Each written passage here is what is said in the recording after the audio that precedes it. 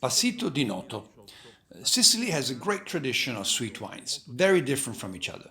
From Marsala to Passito di Pantelleria to Malvasia delle Olie, all the way to southeastern Sicily, where Moscato di Siracusa and Moscato di Noto are produced.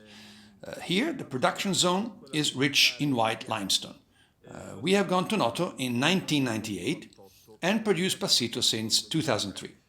Our inspiration has been a text we read which described a special Moscato winemaking.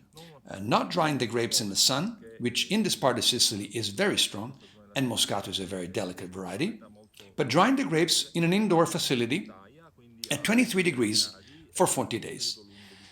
The result is a wine with a rather high amount of residual sugar, about 200 grams per liter. The perfumes are of quince, candied fruit, ginger, and pistachio.